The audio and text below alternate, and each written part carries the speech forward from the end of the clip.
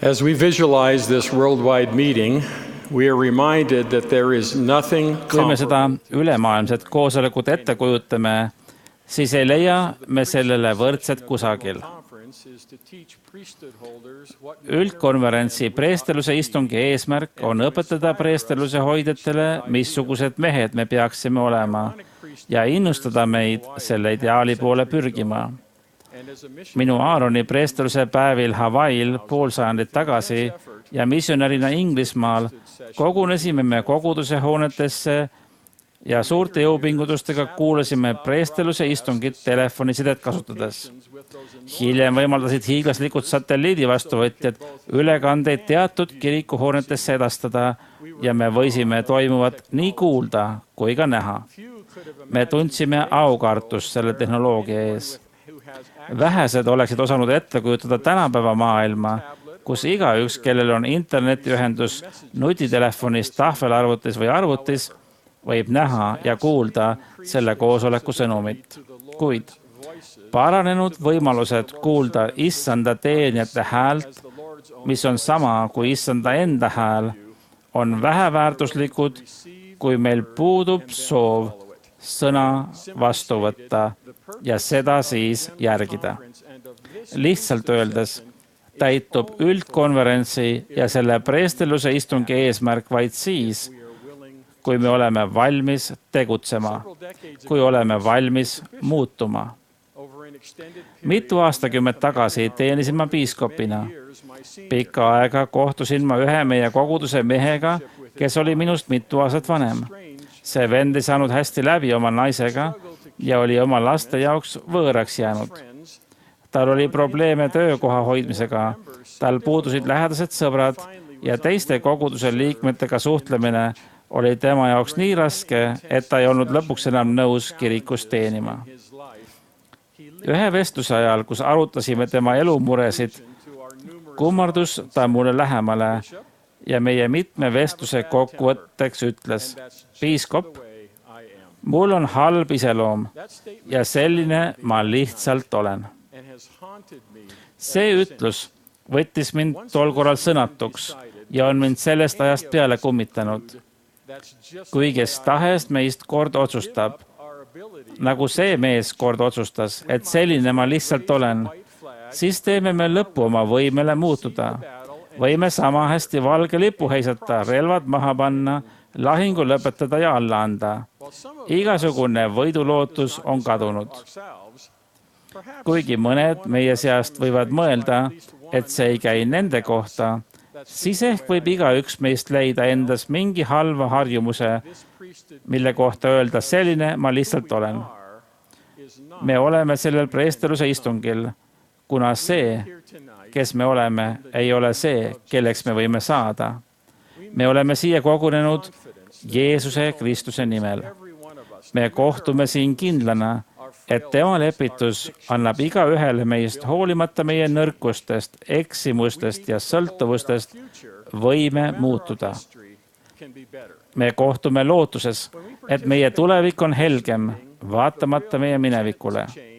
Kui me osaleme sellel koosolekul tõsise kavatsusega muutuda, on vaimul täielik voli meie südames ja meeles. Issand ilmutas prohvet Joseph Smithile ja sünnib, et kuivõrd nad rakendavad usku minusse. Tuletage meelde, et usk on vägi, mis põhineb tegudel. Valan ma päeval, mil nad kokku kogunevad, nende peale oma vaimu. See tähendab täna õhtul. Kui arvate, et teie probleemid on ületamatud, siis las ma jutustan teile ühest mehest, keda ma kohtasin väikeses külas Hyderabadi lähistel Indias 2006. aastal. See mees näitas üles soovi muutuda. Aparraunulu sündis India maapiirkonnas. 3-aastasena nakatus ta lastehalvatusse, mis tegi ta füüsiliselt vigaseks. Tema ühiskond õpetas talle, et tal on väga väike potentsiaal, kuid noore täiskasvanuna kohtas ta meie missionäre. Nad õpetasid, kui suur on tema potentsiaal nii siin elus kui igavikus. Ta sai ristitud ja kinnitatud kiriku liikmeks. Nüüd, saanud uue tuleviku väljavaate, seadis ta endale eesmärgiks saada Melkisedeki preesterlus ja teenida põhimissionil. 1986. aastal pühitseti ta vanemaks ja kutsuti teenima Indias. Kõndimine polnud kerge. Ta andis endast parima, hoides kummaski käes keppi ja ta kukkus tihti, kuid ei andnud kunagi alla. Ta oli otsustanud auväärselt ja pühendunult missionil teenida ja seda ta ka tegi. Kui me kohtasime vend Nulut 20 aastat pärast tema missionit, tervitas ta meid sillutatud tee lõpus rõõmsameelselt ja juhtis meid mööda ebaühtlast muldada oma 2-toalise kodu juurde, kus ta elas koos oma naise ja 3 lapsega. Oli väga palav ja ebamugav päev. Tal oli ikka veel raske kõndida, kui tal ei olnud mingit enesehaletsust. Tänu usinusele on temast saanud õpetaja, kes aitab külalastel haridust saada. Kui me tema tagasihoidlikusse majja sisenesime, viis ta mind kohe ühte nurka ja tõmbas välja karbi, mis sisaldas tema kõige hinnalisemaid asju. Ta tahtis, et ma näeksin üht paberit. Sellel oli kirjas: head soovid ja õnnistused vanem Nulule, julgele ja rõõmsale missionärile. Kuupäev 25. juuni 1987, alla kirjutanud Boyd K. Packer.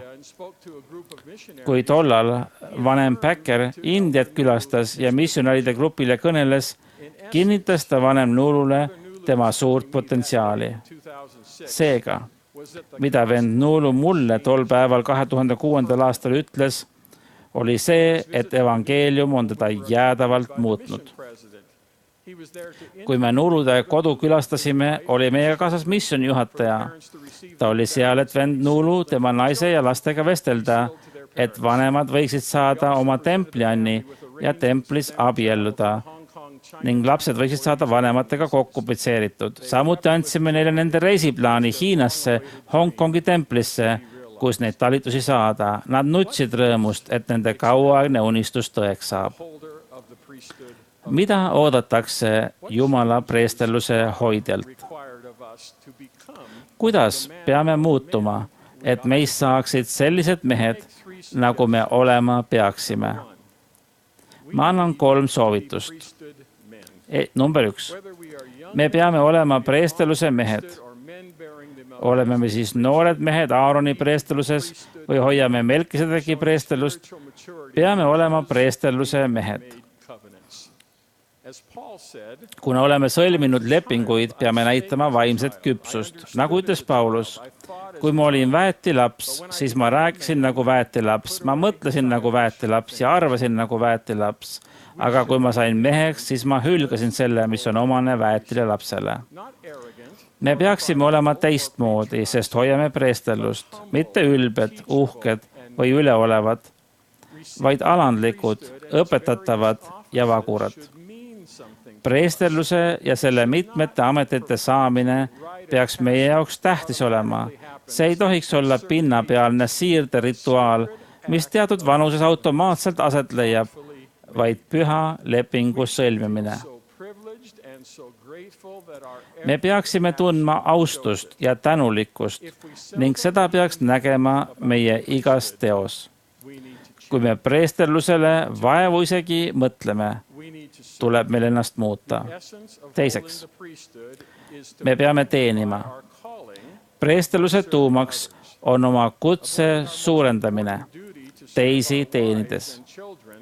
Vältides oma kõige tähtsamat kohust teenida oma naiste lapsi, kirikus kutseid mitte vastu võttes või neid passiivselt täites või mitte teistest hoolides, välja arvatud juhul, kui see meile sobib, ei ole me sellised mehed, kes me olema peaksime. Päästja kuulutas: armasta Issandat oma Jumalat kõigest oma südamest ja kõigest oma hingest ja kõigest oma meelest. Ja hiljem lisas: kui sa mind armastad, teenid sa mind.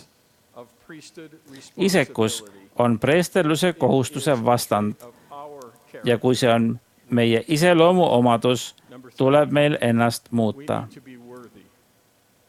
Kolmandaks, me peame olema väärilised. Mul ei pruugi olla vanem Hollandi võimet, kui ta teile mõne aasta eest preesteluse koosolekul kõneles, teile otse silma vaadata, näost näkku, leegitseval pilgul, et tunneksite, kuidas teie kulmud kärssama hakkavad. Kuid kallid vennad, me peame silmad lahti tegema ja nägema, kuidas maailmas laialt levinud tegevused piiravad meie preestelluse väge. Kui me arvame, et võime kas või natukene pornograafiat vaadata või kõlbluse seadust rikkuda või olla natukenegi ebaausad, ilma et sel oleks negatiivset mõju meile ja meie peredele, siis me petame ennast. Moroni ütles, vaadake, et te teete kõiki asju väärilisuses. Issand andis meile vägeva juhatuse ja teile annan ma nüüd käsu. Pange end tähele, pöörates usinasti tähelepanu igavese elu sõnadele. Kui meie väärilisust piiravad lahendamata patud, siis peame ennast muutma. Ainukene täielik vastus Jeesuse Kristuse küsimusele, missugused mehed te peaksite olema, on see, mis ta ise meile andis. Just nagu mina olen. Kutse, tulge Kristuse juurde ja saage täiuslikuks temas, nõuab ja ootab, et me ennast muudaksime. Olles armulik, ei ole ta meid üksi jätnud.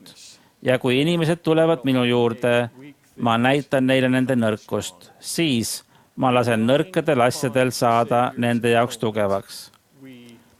Päästja lepitusele tuginedes võime me muutuda. Selles olen ma kindel. Jeesuse Kristuse nimel. Aamen.